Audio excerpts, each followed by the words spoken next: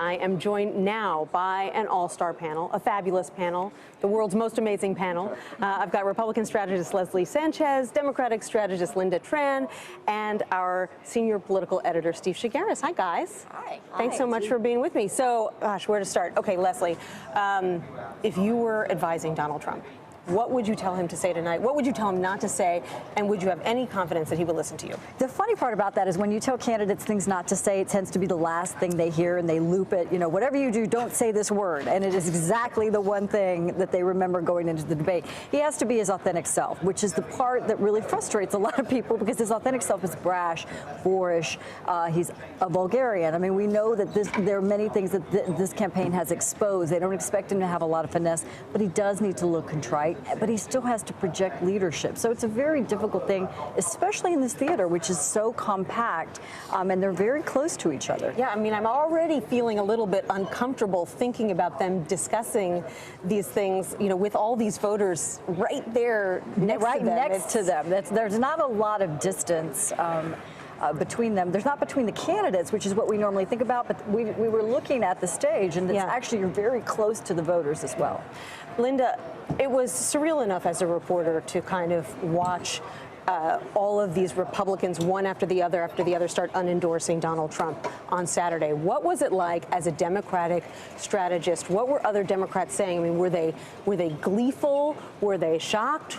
Were they just thinking we're now in uncharted territory? What was the reaction? I think, like much else that has happened this cycle, it just ran the spectrum. So you had people who were very excited, thought it was hysterical, thought it was amazing, very happy about it. And then you had people who were actually angry, because their point was, why is this the moment that you're finally stepping down? Why is this the moment you're finally criticizing his attack, when he's already been out there talking about, you know, a Mexican-American judge's heritage, meaning that he couldn't be neutral. I mean, all these other sorts of things, banning Muslims, et cetera. And so the anger comes from what took you so long, and it feels like it's politically expedient. And that's an argument that Democrats are going to be using from now until Election Day. So we'll talk more about that in a minute. But Steve, the Clinton campaign has already kind of signaled how this is going to go down tonight. They say Hillary Clinton has purposely held her fire on this until she's on that debate stage with Donald Trump before millions of people. It's clear that they were almost trying to get into Donald Trump's head a little bit and say, hey, this is coming, and you don't know what she's going to say.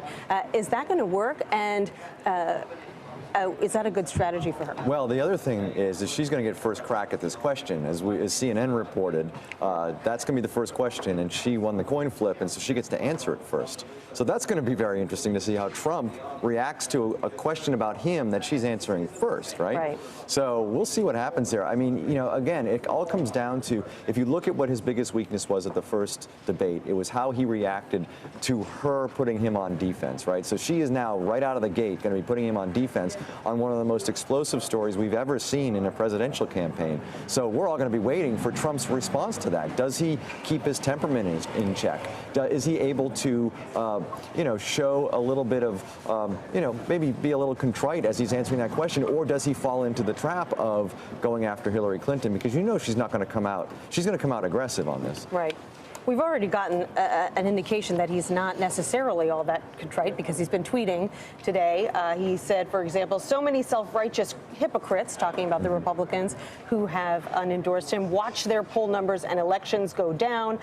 You know, and he retweeted people, supporters, saying that the GOP legislators are traitors, not supporting you is voting for her, and that Republican leadership should have only one job, which is help elect Donald Trump. So I think if people are looking for him to change his tune, it's not necessarily going to happen. And it's going to be really interesting, because he's going to know that he has 80+ million people watching here, right? And everybody is saying, well, he needs to show to women voters, and he needs to show to college-educated voters that he can change, that he could pivot, that he can be presidential, that he has the temperament to be president.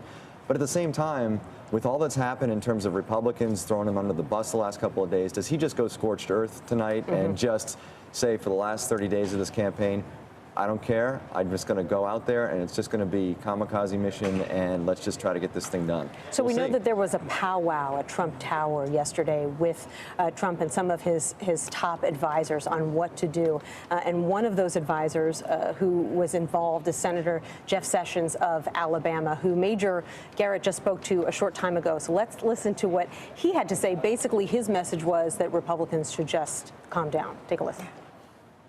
I would urge my colleagues to take a deep breath, slow down a little bit here, and let's analyze the big picture. We've got two visions of America. If we don't elect Donald Trump, I'm not sure we'll ever get immigration fixed again. Donald Trump will negotiate trade agreements that protect American manufacturing and American jobs and wages, whereas Hillary Clinton is going to continue, as she said in that secret meetings with rich special interest, that she's going to promote more of these trade agreements, and she favors open borders. So you heard some of the strategy there. We heard it from Rudy Giuliani this morning as well. Pivot, pivot, pivot. Say he's sorry, and then talk about all the bad things that Hillary Clinton has done. Leslie, I want to ask you about these vulnerable Senate Republicans who were among the first to come out against Donald Trump yesterday. Kelly Ayotte of New Hampshire, for example, or Joe Heck, who's running for